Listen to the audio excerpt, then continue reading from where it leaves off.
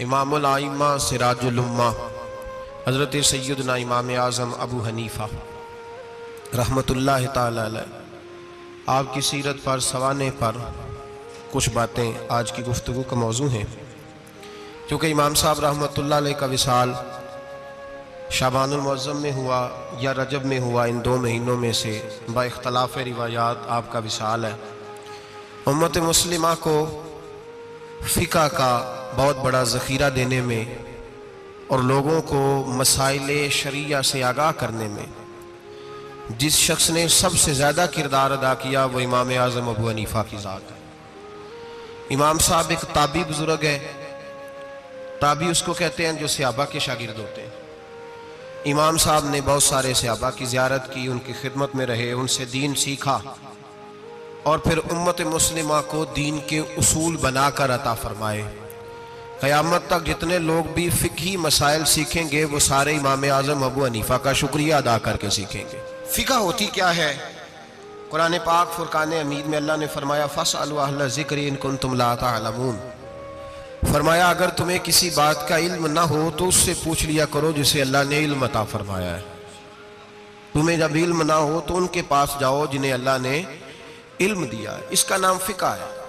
کسی عالم کی، کسی بزرگ کی تقلید کرنا، اس کے مقلد ہونے کا معنی یہ ہے کہ آپ کسی ایک شخصیت کے، ایک بزرگ کے قول پر اعتبار کرتے ہوئے کہ اس کو دین کا علم زیادہ ہے تو جو بات وہ بتائے، چونکہ ہر آدمی یہ طاقت نہیں رکھتا کہ وہ سارے قرآن کا مطالعہ کرے، تفاسیر کا مطالعہ کرے، احادیث کا مطالعہ کرے، ان کی شرح دیکھے، صحابہ کرام کے اقوال دیکھے، صحابہ کا اس مسئلے میں کیا موقف تھا، کیا رائے تھی، ہر چیز کو پرکھے۔ ہر آدمی کے بس کی یہ بات نہیں ہوتی، تو اس کے لیے شریعت اسلامیہ کے قانون بنا دیا گیا کہ ایک امام کی تقلید کر لو۔ دلیل کیا ہے؟ نبی کریم سید عالم صلی اللہ علیہ وسلم نے حضرت معاذ ابن جبل رضی اللہ تعالیٰ عنہ کو یمن کا گورنر بنایا تھا۔ یہ بات آپ نے تھوڑا سمجھنی ہے، اس لیے کہ یہ ہمارے دور کا ایک نیا فتنہ ہے۔ لوگ کہتے ہیں میرے ایک ہاتھ میں قرآن ہے، ایک میں حدیث ہے، اور بندے بھی بڑی جلدی آ کے کہتے ہیں جی وہ فلاں آدمی تو قرآن اور حدیث کے بعد بات ہی نہیں کرتا، صرف قرآن اور صرف اس کے علاوہ تو بات ہی نہیں کرتا۔ ذرا ایک سوال کا جواب دیجئے، یہ جو بخاری شریف کی حدیث آپ کو بتائی جاتی ہے تو یہ ہمیں کس نے بتایا ہے کہ یہ نبی پاک کی حدیث ہے؟ جی امام بخاری نے۔ کس نے بتایا؟ تو اعتبار کس پر کیا آپ نے؟ جی یہاں تو کوئی بندہ کہے نا جی مجھے ڈائریکٹ نبی پاک نے بتایا ہے، پھر تو سمجھ میں آئی قرآن اور تو جب تو امام بخاری پر اعتبار کر رہا ہے، وہ کہہ رہے ہیں یہ نبی پاک کی حدیث ہے، تو مان رہا ہے، تو پھر اعتبار کس پہ ہوا؟ بولے اس بات کو سمجھیں۔ لوگ آپ کو بڑا صاف ستھرا سا نعرہ دیتے ہیں صرف قرآن اور صرف حدیث، تو بھئی یہ بتاؤ چلے قرآن پاک تو اللہ کا کلام ہے، صحابہ نے ہم تک پہنچا دیا، تو حدیث کیسے آئی؟ ان لوگوں سے بگڑ کر ایک نیا فرقہ بن گیا، وہ کہتے ہیں ہم اہل قرآن ہیں، ہم حدیث بھی نہیں مانتے۔ چکڑالوی گروپ اس کو کہتے ہیں۔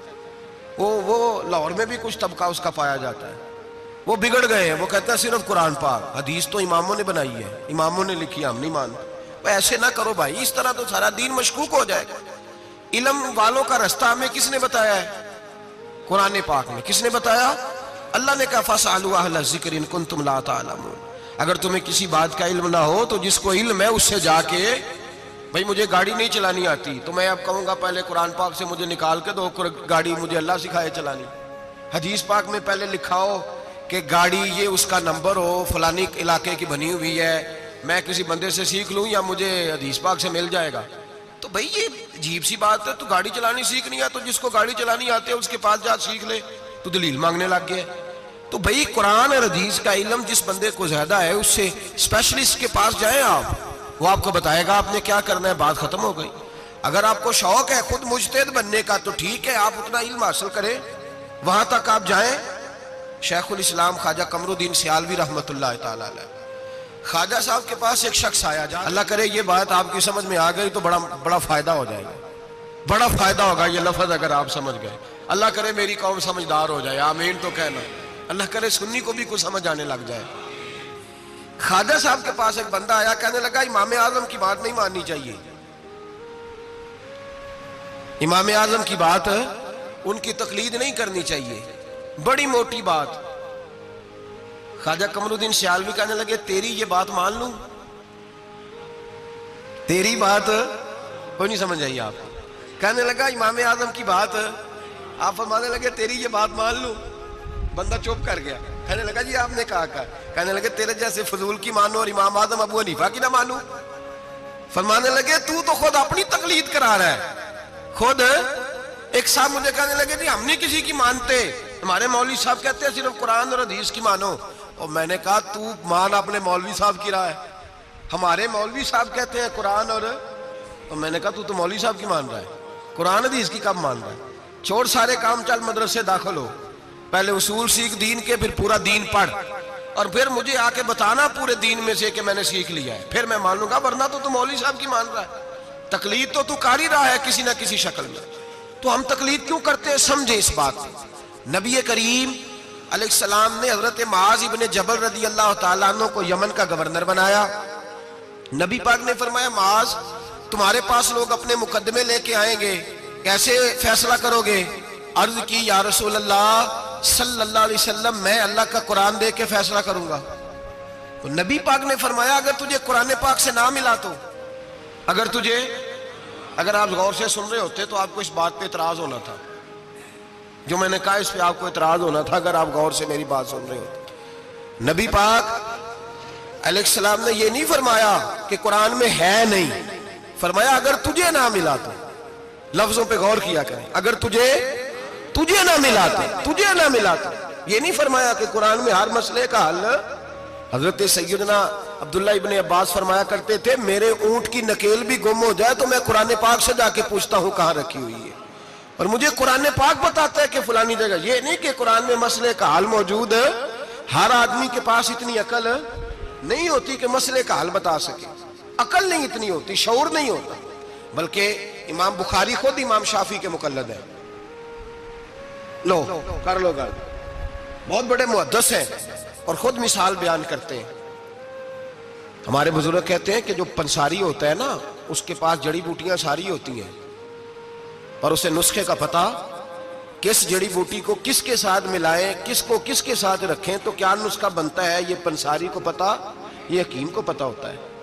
محدثین کہتے ہیں ہم نے حدیثیں ساری جمع کر دی ہیں، پر کس حدیث سے کیا مسئلہ نکلتا ہے یہ ہمیں نہیں پتا، یہ امام اعظم بتائیں گے، یہ امام شافعی بتائیں گے، یہ امام مالک بتائیں گے، یہ امام احمد بن حنبل بتائیں گے، وہ اسپیشلسٹ ہیں، ہم جمع کرنے والے ہیں، وہ حدیثیں سامنے رکھ کے امت کی رہنمائی کرنے والے۔ نبی پاک صلی اللہ تعالیٰ علیہ وآلہ وسلم نے فرمایا معاذ تو جا رہا ہے، اگر تجھے وہ مسئلہ قرآن سے نہ ملا تو کیا کرے گا؟ عرض کی حضور قرآن سے نہ ملا تو آپ کی حدیث سے تلاش کر لوں گا۔ تو نبی پاک نے فرمایا اگر وہاں بھی تجھے نہ ملا تو، یہ نہیں کہ ہے نہیں، اگر تجھے نہ ملا تو، عرض کی یا رسول اللہ پھر میں قرآن اور حدیث کو سامنے رکھ کے اپنی رائے بیان کروں گا۔ تو نبی پاک نے ان کے سینے پہ ہاتھ پھیرا، فرمایا جا پھر اللہ تیری مدد کرے گا، اللہ تیری، یہ فقہ ہے، یہ اتنی سی فقہ ہے، اس کو سمجھ لیں۔ ہر آدمی کو ہر شے نصیب۔ بابا فرید الدین گنجے شکر کے پاس بندہ آ گیا، اس نے کہا پرانا بخار ہے جاتا کوئی نہیں۔ بابا صاحب نے کہا بسم اللہ الرحمن الرحیم قل هو اللہ احد اللہ الصمد لم یلد ولم یولد ولم یکن لہ کفوا احد، پھونک ماری، بندہ کہتا ہے بیٹھے بیٹھے میرا بخار اتر گیا۔ اس نے گاؤں جا کے اعلان کر دیا جس کا نہیں اترتا سارے ہی آ جاؤ، رش ہو گیا، پھونکیں بڑی نکلی، شفا کوئی نہیں۔ لوگوں نے پکڑ کے پھینٹی لگائی، انہوں نے کہا اتنی دور سے آئے ہیں اور تو اللہ کے بندے رام ایک کو بھی نہیں آیا۔ اور بابا صاحب کے پاس آ گیا، کہنے لگا سورۃ اخلاص دو ہیں کہ ایک ہی ہے؟ بابا صاحب کہنے لگے بیٹے ایک ہی ہے۔ کہا حضرت جی آپ پھونک مارے تو بیٹھے بیٹھے بخار اتر جائے، میں نے 100 دفعہ پڑھی ہے، 100 پھونکیں ماری ہیں، ایک کا بھی نہیں نکلا، آپ کوئی اور والی پڑھتے ہیں؟ آپ فرمانے لگے سورۃ اخلاص ایک ہی ہے، پر منہ بھی تو فرید الدین کا چاہیے نا، منہ بھی تو۔ فرمایا مجھے اللہ تبارک و تعالیٰ نے توفیق دی ہے، میں نے کبھی غیبت نہیں کی، میں نے کبھی جھوٹ نہیں بولا، میں نے کبھی حرام نہیں کھایا، میں نے کبھی اپنی زبان سے کسی کا دل نہیں دکھایا۔ فرمایا میں نے اس زبان میں طاقت پیدا کی ہے، پھر جب قرآن کا نور آیا ہے تو اللہ نے تاثیر بنا دی ہے، پھر اللہ نے اثر پیدا کر دیا۔ تو بھائی ہر آدمی ہر چیز سمجھنے کے قابل ہے۔ یہی ہمارے بزرگوں کا موقف ہے، یہی ہمارے بزرگوں کی رائے ہے کہ قرآن اور حدیث کو سامنے رکھو، اس میں سے مسئلہ اخذ کرو۔ دلیل پرانے زمانے میں جو لوگ ہوتے تھے وہ قسمیں کھایا کرتے تھے، قسمیں بڑی عجیب کھاتے تھے۔ ایک بندے نے قسم کھا لی کہ میرا کام ہو گیا تو وہ والی عبادت کروں گا جو اس وقت دنیا میں کوئی نہ کر رہا ہو، اتنی سخت قسم کھا لی۔ اب وہ کام ہو گیا تو کیا کرے؟ اگر نماز پڑھے تو لوگ پڑھ رہے ہیں ساری دنیا میں نمازیں، اذان پڑھے تو پتہ نہیں کہاں کہاں اذان ہو رہی، پھنس گیا، معاملہ الجھ گیا تو غوث اعظم جیلانی کے پاس گیا، کہا حضور اب کیا کروں؟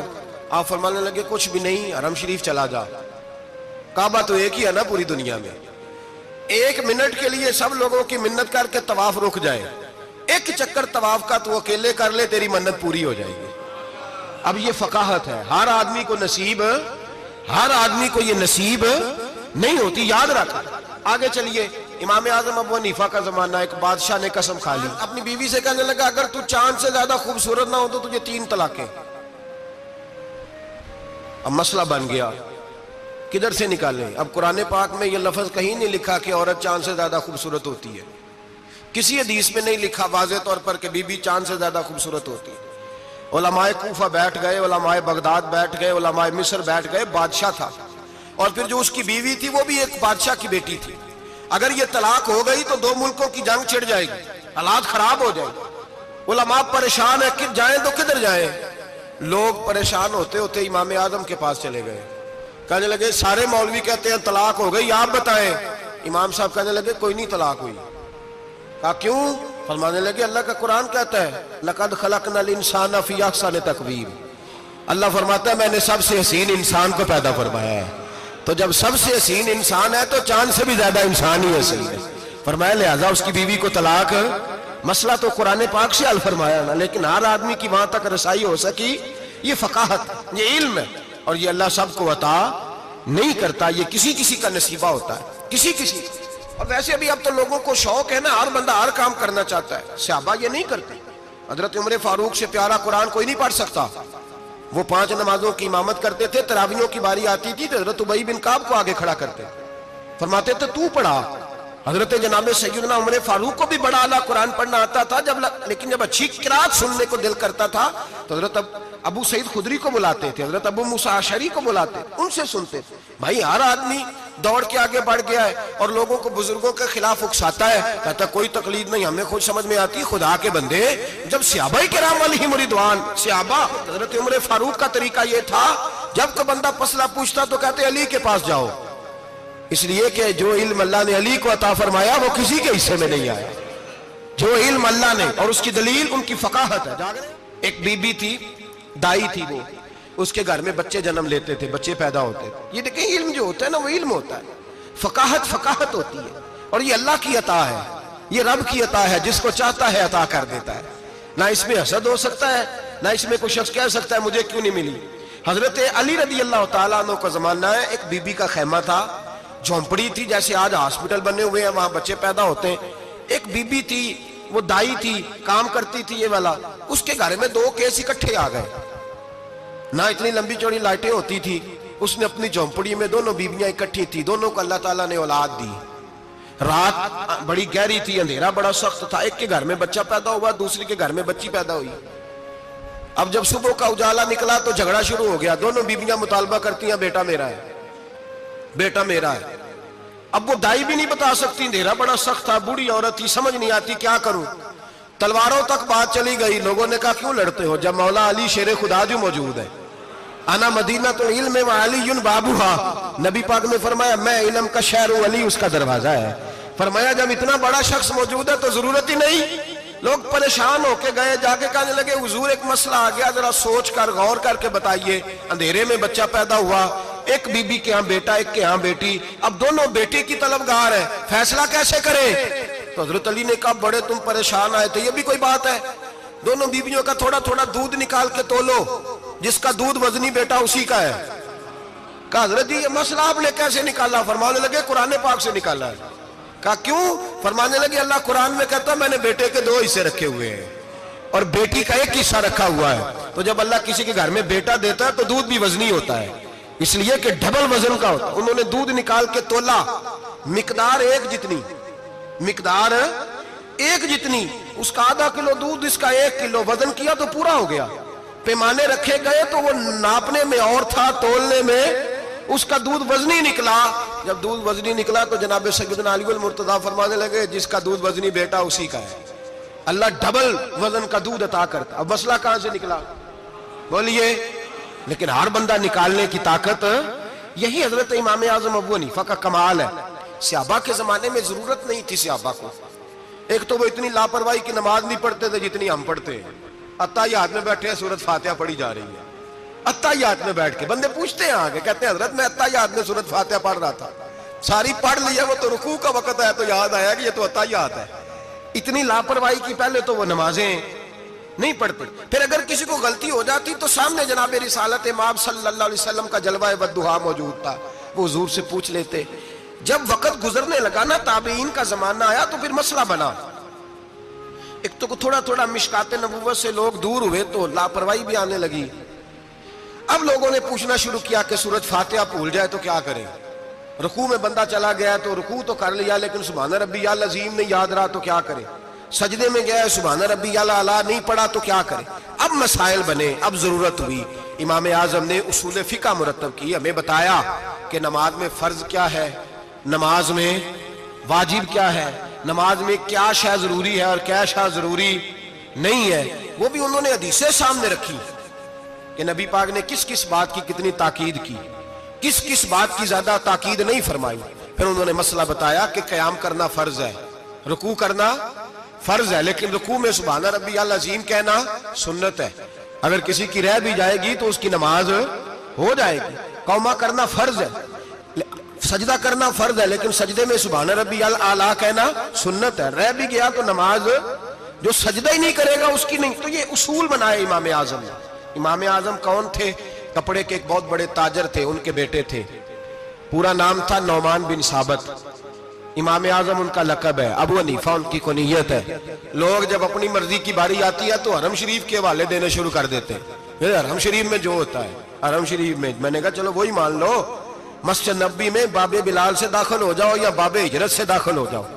مسجد نبی میں جب داخل ہوگے، اندر مسجد کے قدم رکھو گے دونوں دروازوں سے جا کے، تو جو کھلا سین ملے گا اس سین کے اوپر جو سامنے نظر ڈالو گے تو 4 اماموں کے نام لکھے ہوئے فقہ کے. جو سب سے پہلا نام لکھا ہے وہ امام اعظم ابو حنیفہ کا لکھا ہوا ہے. آج بھی مسجد نبی میں، آج بھی دوسرا امام شافعی کا، تیسرا حضرت امام مالک کا، چوتھا امام محمد بن حنبل کا. اور آج بھی فقہائے مکہ اور مدینہ جب فتویٰ دیتے ہیں تو امام محمد بن حنبل کے قول پہ فتویٰ دیتے ہیں. اور ہر جگہ وہ اعلان کرتے ہیں کہ ہم فقہ کے ماننے والے مقلد ہیں امام محمد بن حنبل کے. وہ اعلان کرتے ہیں، انہوں نے لکھ کے لگایا ہوا. ایک پوری دنیا کی لوگ تو کسی نہ کسی امام کی تقلید کریں اور ایک چھوٹی سی جماعت اٹھ کے کہے نہیں ہمیں ڈائریکٹ سمجھ آئی ہے. تو کیسے بھائی تمہیں سمجھ آ گئی؟ امام اعظم ابو حنیفہ کا نام نعمان بن ثابت تھا، کوفے میں پیدا ہوئے تھے، صحابہ کے شاگرد تھے. 80 ہجری میں پیدا ہوئے، 150 ہجری میں آپ کا وصال ہوا. باپ تاجر تھے. آپ فرماتے ہیں میں سیانا ہوا تو تجارت میں لگ گیا. ریشمی کپڑے کا کاروبار تھا، بہت بڑا گھرانہ مالدار تھا ہمارا. میں گلی سے گزرتا تھا، رستے میں امام شابی کا مدرسہ تھا. میں بچوں کو پڑھتے دیکھتا تو مجھے شوق ہوتا. اکثر میں وہاں 2-4 منٹ 10 منٹ قیام کرتا. ایک دن امام شابی نے بلایا اور بلا کے فرمایا بیٹے کیا کرتے ہو؟ میں نے کہا کپڑے کا کام کرتا ہوں. تو کہنے لگے تیرے چہرے میں بڑی چمک ہے، تیرے چہرے میں بڑی روشنی ہے، مجھے لگتا ہے میرا رب تجھ سے کوئی بڑا ہی کام لینے والا ہے، تو آ نہیں جاتا، پڑھ نہیں لیتا. اقبال کہتے ہیں اگر کوئی شعیب آئے میسر، شبانی سے کلیمی 2 قدم ہے. اللہ کرے کسی کو کوئی مل جائے، کسی کو کوئی بیٹھا ہوا مجھے دور دعا دیتا ہے، میں ڈوبتا ہوں پر سمندر اچھال دیتا ہے. اللہ کرے کوئی مل جائے. فرماتے ہیں امام شابی نے میری بات ہوئی تو میں حضرت حماد کے مدرسے میں داخل ہو گیا. امام حماد بہت بڑے مفتی تھے، سند بھی سن لے. امام اعظم شاگرد ہیں امام حماد کے، اور امام حماد شاگرد ہیں حضرت ابراہیم نخعی کے. حضرت ابراہیم نخعی شاگرد ہیں حضرت علقمہ کے، اور حضرت علقمہ شاگرد ہیں حضرت عبداللہ ابن مسعود کے. اور حضرت عبداللہ بن مسعود وہ صحابی ہیں جن کی ڈیوٹی تھی نبی پاک کا ڈنڈا مبارک کا سا اٹھانے کی، حضور کے جوتے اٹھانے کی. ڈائریکٹ نبی پاک سے علم دین حاصل کیا کرتے. یہ سند ہے امام اعظم ابو حنیفہ کی. حضرت امام اعظم کہتے ہیں میں امام حماد کے مدرسے میں پڑھنے لگا. کئی سال رہ کہ میں نے ان کے مدرسے میں علم حاصل کیا. جب میں فارغ ہوا تو میں نے کہا استاد جی میں کہاں مدرسہ بناؤں، میں کس مسجد میں بیٹھوں، میں کہاں جاؤں؟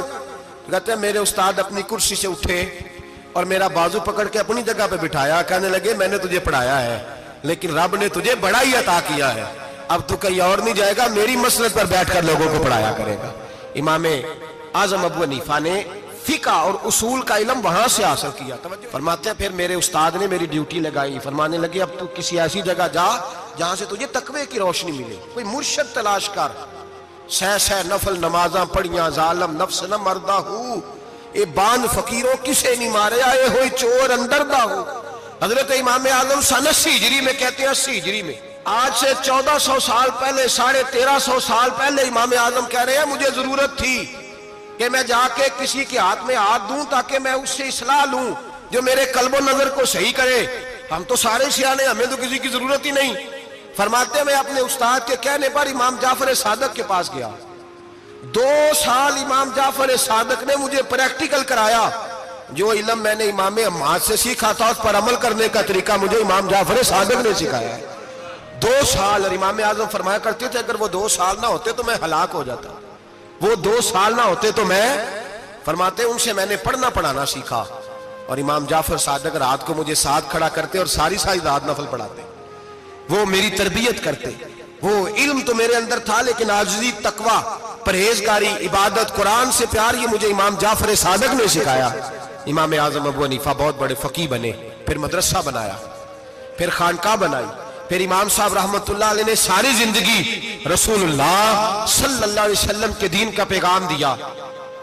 ایسا بھی وقت آتا ایک آیت شروع کرتے تو ساری رات وہ آیت ہی پڑھتے رہتے, ساری رات. علم پڑھایا, لوگوں سے پیار کیا, خلوص بانٹا. بہت بڑے مالدار تھے. ایک بہت بڑا نام ہے امام ابو مالک کا. یہ اتنے بڑے شخص ہیں کہ ہارون رشید نے انہیں قاضی القضاء بنایا تھا, چیف جسٹس بنایا. حضرت امام مالک کہتے ہیں میں غریب کا بیٹا تھا. اکثر دین پڑھنے والے غریبوں کے بیٹے ہوتے ہیں. امیروں کے بچے FSC پڑھتے ہیں, BSc پڑھتے ہیں, ٹیکنالوجی پڑھتے ہیں. غریبوں کے بچے دین پڑھتے ہیں. اور پھر امیروں کو ممبریاں ملتی ہیں, غریبوں کے بچوں کو اللہ ممبر عطا فرماتا ہے, مصلی رسول اللہ دیتا ہے. حضرت سیدنا امام ابو مالک فرماتے ہیں میں غریب کا بیٹا تھا اور میری 6-7 بہنیں, میں اکیلا بھائی تھا. آپ فرماتے ہیں میرے ابا جی فوت ہو گئے. میری امی پکڑ کے مجھے ایک دھوبی کی دکان پہ لے گئی, کہنے لگی اسے کپڑے دھونے کا طریقہ بتا دے, سلیقہ سمجھا دے, یہ بھی ایک چھوٹی سی لانڈری کی دکان کھول لے گا, میری بیٹیوں کا پیٹ پالے گا. دھوبی کہنے لگا ٹھیک ہے, میں 2-3 درہم بھی دوں گا مہینے کے, اور جب کام سیکھ جائے گا تو تنخواہ بڑھ جائے گی. امام ابو مالک رحمت اللہ علیہ فرماتے ہیں میں بہنوں کے لیے روزی کمانے نکلا, میں بیوہ ماں کے سر پہ بوجھ اتارنے کے لیے نکلا, میں غربت کے عالم میں نکلا. رستے میں امام اعظم کا مدرسہ تھا. فرماتے میں وہاں چمکتے چہرے دیکھتا لیکن اپنی غربت کو دیکھ کے میں آگے بڑھ جاتا, پریشان ہوتا کہ میں کیسے علم حاصل کروں گا. آپ فرماتے امام صاحب مجھے اکثر دیکھتے. ایک دن امام اعظم باہر نکلے, مجھے کھڑے ہوئے دیکھا تو قریب بلایا, سینے سے لگایا, ماتھا چوما. کیا نام ہے؟ میں نے کہا ابو مالک میرا نام ہے. کہا تمہیں پڑھنے کا شوق ہے؟ کہا بڑا شوق ہے. کہنے لگے چل آ جا پڑھا کر, آ جا مدرسے میں پڑھا کر. کہتے میں سارا دن وہاں پڑھتا, گھر سے کام کرنے آتا, سارا دن امام اعظم کے پاس پڑھتا رہتا. مہینہ آیا تو میری اماں کہنے لگی تنخواہ لاؤ. میں نے کہا امی جی تنخواہ تو وہ دے گا جو ڈیوٹی پہ جاتا ہو, میں تو پڑھنے جاتا ہوں. کہتے اماں گھر سے نکلی اور بڑے غصے کے ساتھ نکلی, کہنے لگی مولوی نے میرا بچہ خراب کر دیا, میرا بچہ خراب کر دیا, میں کام پہ بھیجتی تھی, اس نے کس چکر میں ڈال دیا, مسلوں سے بھی کبھی پیٹ بھرا ہے, کام بھی تو کرنے چاہیے نا.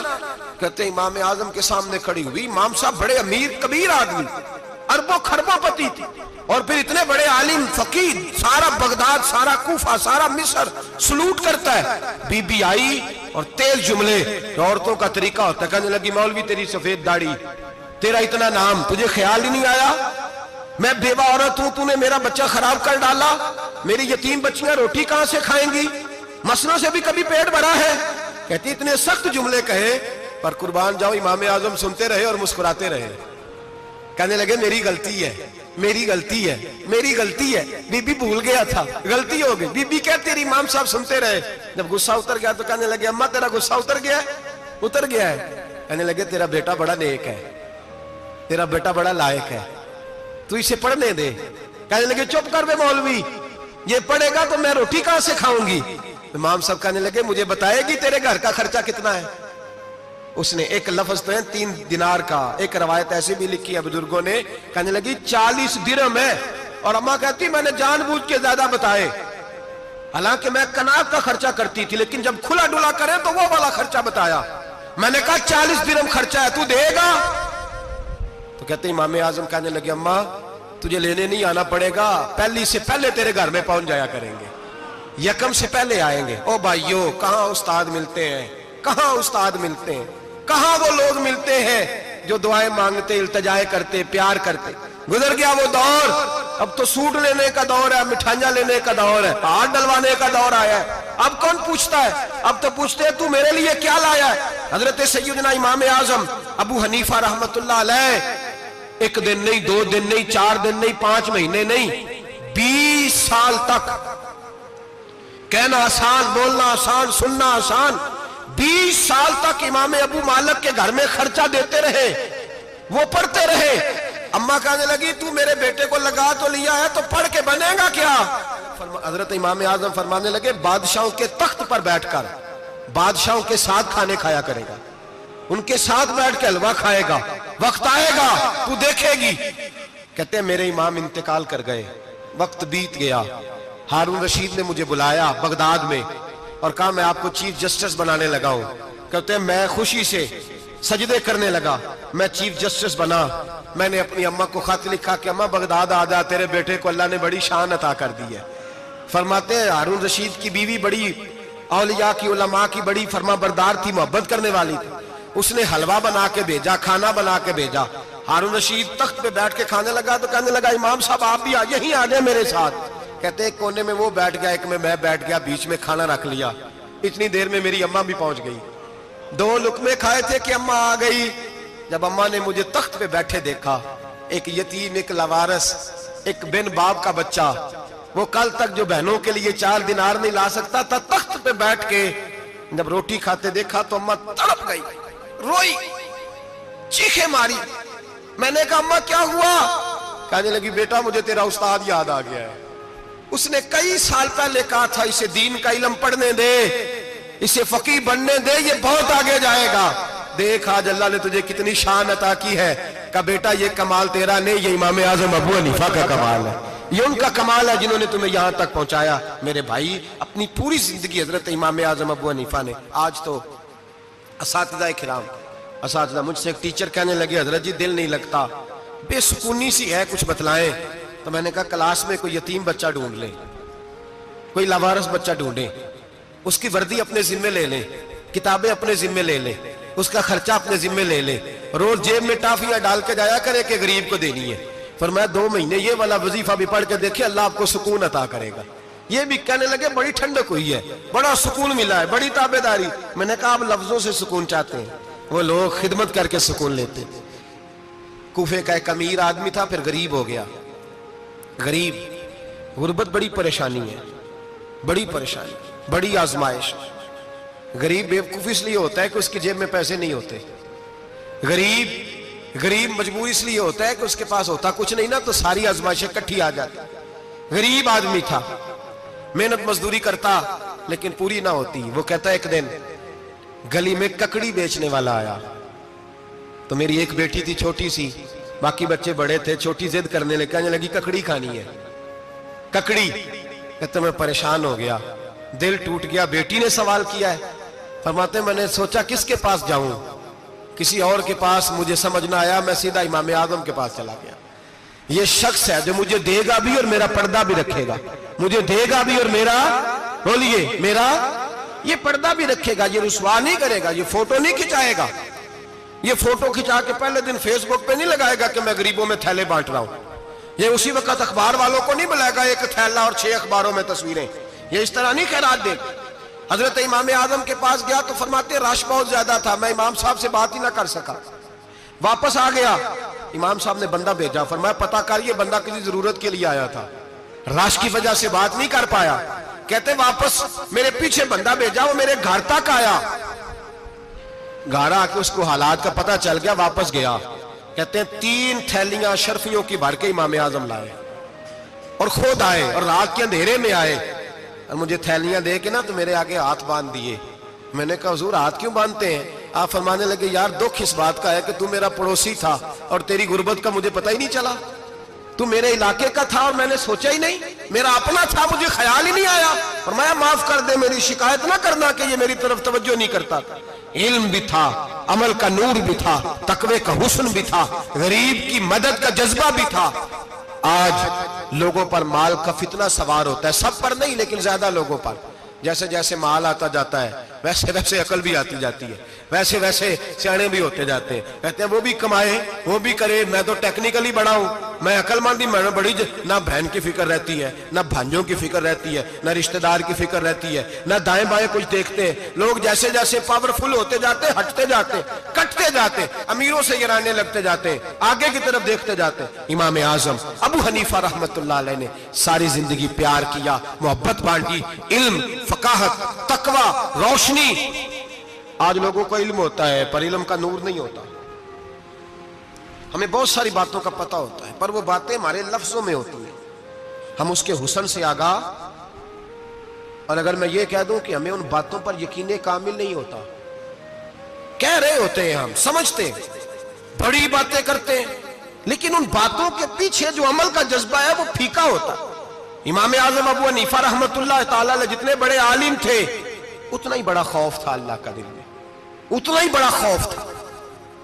ایک آدمی کہتا ہے میں نے امام صاحب سے مسئلہ پوچھنا تھا، میں نے عشاء کی نماز امام صاحب کے پیچھے پڑھی، کتنی لوگ باتیں سنتے ہیں، اس کا اثر کتنا لیتے ہیں، لیکن امام صاحب رحمت اللہ علیہ کا طریقہ کیا تھا؟ کہتے میں نے امام صاحب کے ساتھ نماز پڑھی مسجد میں، تو قاری صاحب نے قرآن پڑھا، اذا زلزلت الارض زلزالہا واخرجت الارض اثقالہا، فرماتے ہیں آخری دو آیتیں پڑھی، فمن یعمل مثقال ذرۃ خیرا یرہ ومن یعمل مثقال ذرۃ شرا یرہ۔ اللہ فرماتے ہیں میں قیامت کے دن تیرے ذرے ذرے کا حساب کروں گا، ذرہ برابر نیکی ہوئی تو تیرے سامنے آئے گی، ذرہ برابر گناہ ہوا تو تیرے کس کے برابر؟ جی وہ کتنا ہوتا ہے؟ ریت کا ایک ذرہ، اس کے برابر بھی گناہ ہوا تو تیرے سامنے، یہ اللہ کہہ دیا ہے، تو ایسا انشاءاللہ ہو کے رہے گا۔ اللہ ایک دفعہ دکھائے گا، دعا فرمائے اللہ ہمیں معافی عطا فرمائے، اللہ ہم سے درگزر فرمائے، اللہ ہمیں بخشے ہوئے میں شامل فرمائے۔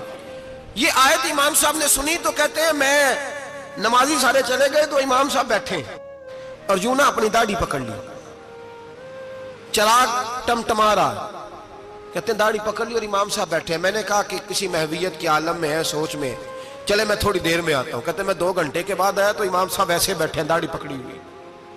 میں نے کہا ٹھہر کے آتا ہوں، میں پھر 1-1.5 گھنٹے کے بعد گیا تو ویسے ہی بیٹھے۔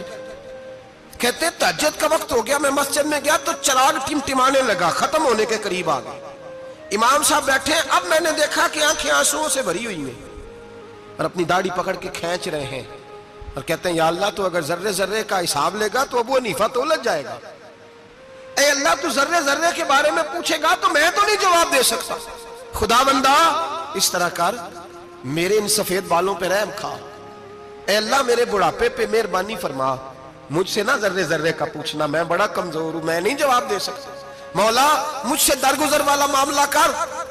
کہتے تڑپ رہے امام صاحب، فجر کی اذان ہوئی تو امام صاحب نے دائیں بائیں دیکھا، میں پیچھے کھڑا تھا، میں نے کہا حضور ساری رات ہی گزر گئی، آپ ایک آیت سن کے پریشان رہے اور میں روزانہ 20 تقریریں سنتا ہوں، درجنوں حدیثیں سنتا ہوں، مجھے تو اثر نہیں ہوتا۔ آپ فرمانے لگے مجھے تیرے معاملے کا نہیں پتا، لیکن مجھے اگر تو نے دیکھ لیا ہے تو کسی کے ساتھ ذکر نہ کرنا مجھے، اور فرمانے لگے پھر تو نیک آدمی ہوگا، تجھے نہیں خیال آتا، تو میں تو جانتا ہوں من آنم کے من دانم، پتہ سارا ہے سردار نو کی تیانا، میں تو جانتا ہوں نا، مجھے خبر ہے، لہٰذا میں نہیں حساب دے سکتا، تیرا نہیں مجھے پتا۔ جتنا میرے بھائی علم زیادہ اتنا خوف بھی۔ حضرت عبداللہ ابن مسعود فرماتے ہیں زیادہ باتیں کرنے والا عالم نہیں ہوتا، اللہ سے زیادہ ڈر جانے والا عالم ہوتا ہے۔ جو آدمی لمبی چوڑی گفتگو کرے وہ فقیہ نہیں، وہ اللہ سے ڈرنے والا نہیں، بلکہ جس کو وہ بات کرے تو تھوڑی کرے، ڈر کے کرے، خوف کے ساتھ کرے، اللہ کی خشیت جس کے دل میں ہو وہ بڑا عالم ہوتا ہے۔ حضرت امام اعظم ابو حنیفہ رحمت اللہ علیہ مالدار تھے اور اپنے مال میں سے حصے نکالتے تھے۔ امام صاحب فرمایا کرتے تھے میں نے چند ہزار درہم رکھ دیے۔ حضور کس لیے؟ فرمایا لوگوں کو قرضہ دینے کے لیے۔ نبی پاک صلی اللہ علیہ وسلم نے فرمایا قرضہ لینے والے کو منع کیا ہے، فرمایا قرضہ ایک قید ہے، بغیر مجبوری کے نہ لینا۔ اب لینے والے بھی احتیاط نہیں کرتے، فٹافٹ قرضے کے پیچھے بھاگتے۔ بڑی مجبوری ہو تو قرضہ لیں، فرمایا مقروض قیدی ہوتا ہے، قرضہ لینے سے بچو۔ اور دینے والے کو کیا کہا؟ فرمایا اگر سامنے والا تنگ دست ہو نا، تنگ دست، تو اسے مہلت دو، جتنی تم مہلت دو گے اللہ اتنے ہی پیسے روز صدقہ کرنے کا ثواب عطا فرمائے گا۔ اگر تنگ، ایک صاحب مجھے کہنے لگے، میں نے رمضان شریف میں نا قرضے کے حوالے سے یا کچھ عرصہ پہلے کسی موقع پر قرض کے حوالے سے کو بات کی، ایک صاحب مجھے کہنے لگے حضرت صاحب جیتے کسی کو لینا ہوئے نا 20,000 تو انہوں ترا کے لئی دے، تو جے 20 کروڑ لینا ہوئے تو پھر نہیں ترایا جانا۔ میں نے کہا کیوں؟ کہنے لگے 20,000 والا بندہ ماڑا ہوندہ ہے نا، جیڑا 20 کروڑ کھا گیا بڑی مگرمچھ ہوندہ ہے، انہوں ترایا جا سکتا، وہ جے کے بندے ترلے ہی کر دے رہنے چل بھائی کیویں دے سکنا ہے۔ وہ جو 20,000 والا نا ماڑا بندہ انہوں کہنے تو دینے نے کہ تیرا بندوبست کریے، کہنے چل صاحب جمعرات لے آؤ کسی طریقے، جمعرات ماڑا ہے نا۔ نبی پاک نے کیا فرمایا؟ حضور نے فرمایا تجھے پتہ چل جائے کہ تنگ دست ہے تو مہلت دے، جتنے دن تو اس سے پیسے نہیں لے گا اتنے پیسے روز صدقہ کرنے کا ثواب دیا جائے۔ اب لوگ جو تگڑی موٹے مگرمچھ ہیں ان کو مہلت دیتے ہیں، وہ کہتے ہیں جا جتھو لب دے نہیں للہ ہے، پھر کہتے ہیں نہیں آپ بتائیں آپ کیسے دے سکتے۔ اور ماڑا بندہ انہیں 2,000 دینا دکان کا، اس کو دکاندار کہتا ہے کل سائیکل لے کے تب گزرنا میرے آگے سے اگر پیسے دینے ہیں تو میں نے سائیکل رکھ لینا۔ ڈرنا چاہیے اللہ پاک، ہمیں پتہ ہوتا ہے سامنے والا غریب ہے، تنگ دست ہے، مجبور ہے، اسے مہلت دینی۔ امام صاحب کہتے ہیں میں نے کچھ پیسے رکھے ہوئے تھے، پس منظر یہ تھا کہ غریب لوگ آتے ہیں تو میں ان کی مدد کروں گا۔ امام اعظم ابو حنیفہ نے ایک بندے سے پیسے لینے تھے اور حال یہ تھا کہ آپ دھوپ میں کھڑے تھے، ساتھ اس بندے کا مکان تھا، لوگوں نے کہا حضرت دیوار کے سائے میں ہو جائے، فرمانے لگے اس سے پیسے لینے ہیں، اگر سائے میں کھڑا ہوا تو سود میں شمار ہو جائے گا، میں اس سے فائدہ نہیں لے سکتا۔ ایک بندے سے قرضہ لینا تھا، وہ آپ کو دیکھ کے گلی اور دوسری گلی میں چلا گیا، رستہ بدل گیا اور چھپ گیا۔ امام صاحب رونے لگے، کہنے لگے اے اللہ میں اتنا برا ہو گیا ہوں کہ تیرے بندے مجھ سے چھپنے لگے، اس کو ڈھونڈ کے لائے، کیوں چھپتا ہے؟ کہا حضور آپ کے پیسے دینے ہیں۔ آپ نے فرمایا جا میں نے اللہ کی رضا کے لیے معاف کیے، آج کے بعد چھپنا نہ، اس لیے میں نہیں چاہتا کہ تجھے کوفت ہو، تو میری طرف دیکھ کے چھپنے لگا ہے، میری طرف دیکھ کے۔ غریب تو بھائی گلیوں میں گھستے پھرتے ہیں کہ کوئی بندہ مل نہ جائے، مقروض آدمی، پتہ اس وقت چلتا ہے جب خودکشی کر گیا، پتہ اس وقت چلتا ہے پھر لوگ آتے ہیں اس کے بچوں کو کہتے ہیں فکر نہ کرنا ہم تیرے ساتھ ہیں، تو اس کے ساتھ ہونا تھا، ان کا سایہ بچ جاتا۔ اب آئے ہو امام اعظم ابو حنیفہ رحمت اللہ تعالیٰ علیہ لوگوں کو سہولت دیتے، آسانی دیتے، پیار کرتے، محبت کرتے۔ ہم لوگوں کا مزاج ایسا نہیں ہے، ہمارے اخلاقیات کے اندر وہ حسن نہیں جو ہمارے بزرگ ہمیں دے کے گئے، اور پھر چھوٹی چھوٹی باتوں میں حقوق العباد کا خیال کرتے، چھوٹی چھوٹی باتوں۔ ہم تو گالی دے کے بھی کہتے ہیں نا چل کیا ہو گیا، گالی دی ہے نا۔ میں نے دیکھا ہے سائیکل والے کی ٹکر اگر پجارو والے کے ساتھ ہو جائے تو معافی سائیکل والے نے مانگنی ہے، کیونکہ وہ سائیکل پہ بیٹھا ہے نا، اس کی غلطی یہ ہے کہ وہ سائیکل پہ بیٹھا ہے، معافی سائیکل والے نے مانگنی ہے، پجارو والا نہیں مانگے گا۔ ہو سکتا ہے سائیکل والا اٹھ کے کہے جناب مجھ سے غلطی ہو گئی، مجھے پتہ ہی نہیں تھا کہ آپ تھے، ورنہ میں آپ کے آگے نہ آتا۔ سائیکل والا مجبور ہے کیونکہ اس کے پاس پجارو نہیں، اور پجارو والا تو شیشہ نہیں نیچے کرتا، کہتا دھوپ آئے گی، گاڑی بڑی مشکل سے ٹھنڈی کی ہے، نیچے اتر کے ملازم کہتا ہے اس کو پوچھو اگر کوئی 200-400 کا نقصان ہوا تو 500 دے دو، مزاج ہے۔ امام اعظم ابو حنیفہ رحمت اللہ علیہ عالم، حقوق العباد کا چھوٹی چھوٹی، آپ کے شاگردوں میں سے کسی کے چہرے پر شکن آتا تو 20 بار پوچھتے کوئی پریشانی ہے میرے بیٹے کو، کیا ہو گیا؟ ساری زندگی سایہ دار شجر کی طرح گزاری، ساری زندگی شاگردوں پر مریدوں پر محبت کا سائبان رہا، ٹھنڈی چھاؤں رہی امام صاحب کی۔ امام اعظم ابو حنیفہ رحمت اللہ تعالیٰ علیہ گلی سے گزر رہے تھے، لکڑی کے جوتے پہنا کرتے تھے، کھڑاؤں، ایک نوجوان بچے کے پیر پہ پیر آ گیا تو کہنے لگا امام اللہ سے ڈر جا، یہ لفظ گئے تو امام صاحب کی چیخ ہی نکل گئی، کئی گھنٹے بے ہوش رہے۔ لوگوں نے کہا حضور کیا ہوا؟ فرمانے لگے تم نے سنا نہیں، چھوٹے چھوٹے جوان بھی کہتے ہیں کہ ابو حنیفہ اللہ سے نہیں ڈرتا، اللہ کی مخلوق کہتی ہے نہیں ڈرتا، اگر یہ کہہ رہے ہیں تو میرا کیا بنے گا؟ کئی دن روتے گزر گئے، لوگ اس بچے کو لائے، آگے کہنے لگا حضور آپ تو پریشان ہو گئے، میں نے تو محاورتاً کہا تھا، محاورتاً کہا تھا کہ آپ اللہ سے نہیں ڈرتے۔ فرمانے لگے بیٹے مجھے محاوروں کا نہیں پتا، جب رب کے خوف کا نام آتا ہے تو جملے سیدھے میرے دل سے جا کے ٹکراتے، سیدھے دل سے جا کے ٹکراتے۔ گلی سے گزر رہے، لکڑی کے جوتے پہنے، کھڑا ہوں، بارش ہے، کیچڑ ہے، ایک دیوار کے قریب سے گزرے تو تھوڑا سا کیچڑ اڑ کے نا تو دیوار پہ پڑ گیا، یہاں ٹرالی والا ساری دیوار توڑ جاتا ہے اور کہتا ہے چلو میں نے کون سا جان بوجھ کے کیا ہے، یہاں لوگ لوگوں کا گھر توڑ جاتے ہیں, کہتے ہیں چلو بتاؤ کتنا خرچہ آیا تھا. فوری طور پہ لوگ ماننے کو تیار ہی نہیں. امام صاحب کے پیروں سے یہ باریکی سمجھے, یہ حقوق العباد کا مسئلہ ہے. جو جاننے والے ہوتے تھے ان کا یہ طرز زندگی تھا. کیچڑ اڑا پیروں سے اور ایک آدمی کی دیوار پہ پڑ گیا. امام صاحب کھڑے ہیں, سوچ رہے ہیں کروں تو کیا کروں. شاگرد ساتھ ہیں, حضرت جی کیا پریشانی ہے؟ آپ فرمانے لگے میں نے اس کی دیوار گندی کر دیا, صاف نہ کروں تو بھی ظلم ہے, اور اگر صاف کروں تو دیوار کچی ہے. جب صاف کروں گا تو کچھ مٹی اتر جائے گی, تو کسی کے گھر کی مٹی اتارنا یہ بھی ظلم ہے. اب میں دو پریشانیوں میں الجھ گیا ہوں, کدھر جاؤں؟ حضرت جی پھر فرمایا اس کے دروازے پہ دستک دو. دروازے پہ دستک دی تو جو بندہ باہر آیا وہ مجوسی تھا, آگ کی پوجا کرنے والا تھا. امام صاحب کہنے لگے مجھے جانتے ہو؟ کہنے لگے حضور سارا کوفہ جانتا ہے, سارا بغداد جانتا ہے, ساری دنیا جانتی ہے آپ مسلمانوں کے امام ہیں, لوگ جانتے. آپ نے فرمایا یار مجھ سے غلطی ہو گئی ہے. وہ کیا؟ آپ فرمانے لگے میں اپنے انداز میں گزر رہا تھا, بوڑھا آدمی ہوں, خیال نہیں آیا, تھوڑا کیچڑ اڑ کے تیری دیوار پہ لگ گیا ہے. میرے بھائی یہ کوئی فرشتے تھوڑی تھے, یہی زمین پہ بسنے والے لوگ تھے, احتیاط والے لوگ تھے. ہم لوگوں نے پتہ نہیں اپنا مزاج اتنا سخت کیوں بنا لیا ہے. کتنے لوگوں کو لتاڑ کے, کتنی پگڑیاں اچھال کے, کتنے حقوق العباد ضائع کر کے بھی ہم اسی طرح کے مطمئن ہیں. کہاں سے تسلی لاتے ہیں ہم؟ کہاں سے اپنے آپ کو ٹھنڈک دیتے ہیں؟ کیسے اپنے آپ کو ہم سکون دے لیتے ہیں کسی کو تکلیف دے کے؟ کس طرح سکون کی نیند آتی ہے جب کوئی پریشان ہوتا؟ کیوں ہمارا دل پتھر ہو گیا؟ اعلیٰ حضرت فرمایا کرتے تھے جا کسی سے جا کے علاج کرا, تیرے سینے میں جو دل دھڑک رہا ہے وہ سخت ہو گیا, جا کسی سے جا کے اس کی دوائی کھا, تجھے خیال ہی نہیں آتا تڑپتے لوگوں کو دیکھ کر, جا کے علاج کرا, اگر ایسے ہی مر گیا تو حالات تیرے حق میں اچھے نہیں ہوں گے. حضرت امام صاحب تڑپ رہے ہیں اور اس شخص کے سامنے آہوزاری کر رہے ہیں جو مجوسی بھی ہے, غریب بھی ہے, کچے گھر میں رہتا ہے. فرمایا یار بتاؤ کیا کروں؟ امام صاحب باتیں کر رہے ہیں تو وہ آدمی حیرت میں کھو گیا, کبھی دیوار دیکھتا, کبھی اپنا آپ دیکھتا, کبھی امام صاحب کو دیکھتا, دائیں بائیں دیکھتا, پسینے آنے لگے, پتہ نہیں کیا سوچوں کا مد و جزر چلنے لگا, کہاں بات گئی, کہاں تک اس کی سوچ گئی, کہاں پلٹ کے آئی. کہنے لگا امام صاحب میں تو چوک میں رہتا ہوں, روزانہ پتہ نہیں کتنی گاڑیاں مٹی برسا جاتی ہیں, کبھی کوئی نہیں آیا, آپ کو کیا ہوا؟ آپ فرمانے لگے مجھے کسی کا نہیں پتا, مجھے تو میں نے جو قرآن حدیث پڑھا ہے مجھے تو ڈر آ رہا ہے, مجھے بتا تو معافی دیتا ہے کہ نہیں, تیری دیوار صاف ہوگی کہ نہیں؟ کہنے لگا حضور دیوار کو چھوڑے, پہلے کلمہ پڑھائے, میرا دل تو صاف کر دے. کہنے لگا اتنا میٹھا دین, اتنا پیارا دین, اتنا خوبصورت دین کہ غریب کی دیوار پر کیچڑ لگ جائے اور آپ کو اتنی تکلیف ہو, میں اس دین سے دور کیوں ہوں؟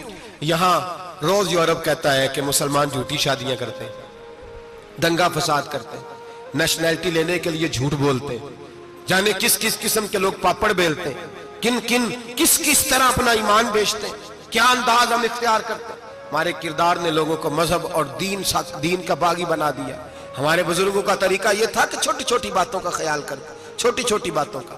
بہت بڑے عالم تھے, یہ ساری نیکیاں تو ان کی سماجی تھی, فلاحی تھی, ان کی معاشرت کی نیکیاں تھی, دنیا داری, لیکن جو ان کا باقی کا معاملہ تھا, 4 لوگ ایسے ہیں جو ہمیشہ قرآن پاک ایک رات میں پڑھا کرتے تھے. ان میں پہلا نام حضرت عثمان غنی کا ہے, پورا قرآن پاک. دوسرا مولا علی شیر خدا کا ہے. تیسرا حضرت سعید بن جبیر کا ہے. چوتھے امام اعظم ابو حنیفہ ہیں جو ایک رات میں پورا قرآن پاک پڑھ دیا کرتے ہیں. جس جگہ امام اعظم کی قبر بنی ہوئی ہے نا, اعظمیہ ایک محلہ ہے بغداد کا, اس کا نام ہی اعظمیہ, امام صاحب کے نام, جہاں قبر بنی ہوئی ہے, وہاں بیٹھ کے امام اعظم ابو حنیفہ نے 60 مرتبہ قرآن پاک ختم کیا, خود پڑھا, خود فرمایا یہاں میں نے دفن ہونا ہے. اس جگہ 60 قرآن پاک پڑھے.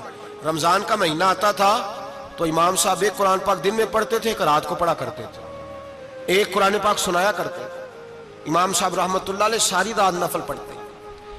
لوگ کہتے ہیں کہ امام صاحب کی رات نماز کے لیے کھڑے ہوتے تو ایک رکعت میں 15 سپارے پڑھتے, تو لوگ کہتے تھے یہ ابو حنیفہ نہیں, یہ تو کسی نے پلر کھڑا کر دیا, یہ تو کوئی ستون ہے, رکوع ہی نہیں کرتا, پورے 15 سپارے. یہاں تو ابھی تراویح آئیں گی, لوگ پہلے سے کہنے لگ گئے بڑی گرمیوں کے روزے ہیں, بڑی گرمیوں کے روزے ہیں. اور آ تو لینے دے بھائی, پہنچ تو لینے دے رمضان شریف کو, اللہ بڑا مہربان ہے, ہر چیز کو بدلنے پہ قادر ہے. پہلے سے لوگ تیاری کر رہے ہیں, مسجدیں ڈھونڈیں گے جائے اسی اچھا ہو, قرآن جلدی پڑھا جائے, ڈھونڈ کے. امام صاحب رحمت اللہ تعالیٰ علیہ, اور میں اکثر کہا کرتا ہوں, میں کہتا ہوں تو تراویح میں کھڑا نہیں ہوتا, پاسپورٹ کے دفتر کھڑا ہو جاتا ہے 2 گھنٹے, شناختی کارڈ کے دفتر تو 3 گھنٹے کھڑا ہو لیتا ہے. یہ تیرا ظلم ہے اپنی ذات کے ساتھ کہ تجھے قرآن کے لیے کھڑا نہیں ہوا جاتا, دنیا داری کے لیے کھڑا. وہ پروجیکٹر کرانے جائے تو چاہے تجھے 4 گھنٹے لائن میں کھڑا ہونا پڑے, وہاں تو کھڑا ہو لیتا ہے. اللہ سے ڈر, اپنی تھوڑی سی دنیا داری کے لیے سارا کچھ کر لیتا ہے. حضرت امام صاحب رحمت اللہ تعالیٰ علیہ تقوی اور طہارت کے پہاڑ 55 حج کیے امام اعظم نے. کتنے؟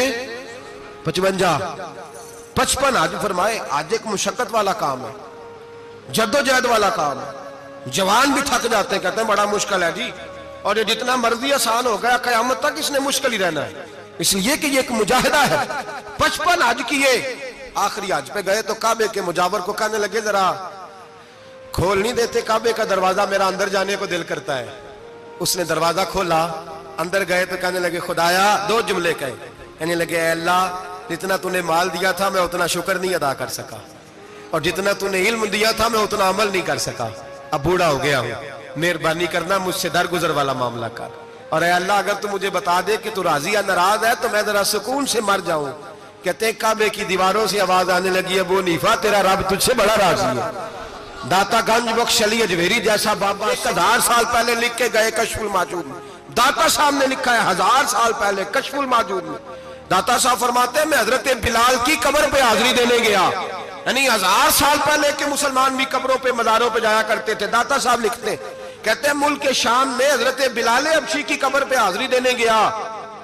میں قبر پہ حاضری دے کے تو ساتھ لیٹ گیا, میری آنکھ لگ گئی, مجھے خواب میں نبی پاک کا دیدار نصیب ہوا. گویا حاضری حضرت بلال کی, اور برکت یہ کہ وہاں مجھے مصطفیٰ کا دیدار نصیب ہو رہا ہے. فرماتے ہیں نبی پاک میری خواب میں آئے, حضور نے ایک بوڑھے بابے کے گلے میں ہاتھ ڈالا ہوا ہے اور اپنے ساتھ ساتھ چلا رہے ہیں. میں نے عرض کی یا رسول اللہ یہ کون ہے؟ تو نبی پاک نے فرمایا یہ تیرا امام اعظم ابو حنیفہ ہے. فرماتے ہیں مجھے سمجھ آ گئی کہ امام اعظم بھٹک اس لیے نہیں سکتے کہ انہیں رسول پاک نے سہارا عطا فرمایا ہے, وہ بھے کس لیے نہیں سکتے کہ نبی پاک نے انہیں سہارا دیا. داتا گنج بخش علی اجمیری رحمت اللہ تعالیٰ علیہ فرماتے ہیں کہ امام صاحب رحمت اللہ تعالیٰ علیہ بہت بڑی شخصیت. امام اعظم کا پیغام کیا ہے؟ انہوں نے فقہ بنائی, دین پھیلایا, جتنی بھی میں نے باتیں سنائی سارا پیغام ایک پیغام ہے. امام صاحب رحمت اللہ تعالیٰ علیہ فرماتے ہیں کہ دین پر عمل کرنے والوں کو بھی کسی اچھی صحبت کی ضرورت ہوتی ہے. عمل کرنے والوں کو آپ فرماتے ہیں کئی دفعہ عمل کرنے والے کا عمل بھی ٹوٹ جاتا ہے, استقامت نہیں رہتی. فرماتے ہیں اچھی صحبتیں تلاش کرو, ان کے پاس بیٹھا کرو, ورنہ ہو سکتا ہے جو عمل تم کر رہے ہو اس میں کمی آ جائے. جتنا نیک لوگوں سے رابطہ زیادہ رہتا ہے انسان کا دین پر عمل زیادہ رہتا ہے. جتنا نیک لوگوں سے پیچھے ہٹتا ہے اتنا دین سے. آپ فرمایا کرتے تھے اگر 2 سال نہ ہوتے جو میں نے امام جعفر صادق کی صحبت میں گزارے تو ابو حنیفہ ہلاک ہو جاتا. اپنے آپ کو رب کریم کے بندوں کے ساتھ لگا کے رکھیں, جوڑ کے رکھیں. اگر ہمارا رب کریم کے بندوں سے رشتہ رہے گا تو قرآن و سنت سے رشتہ رہے گا. اللہ تعالی ہمیں ان بزرگوں کے نقوش سیرت پر عمل کی توفیق عطا کرے.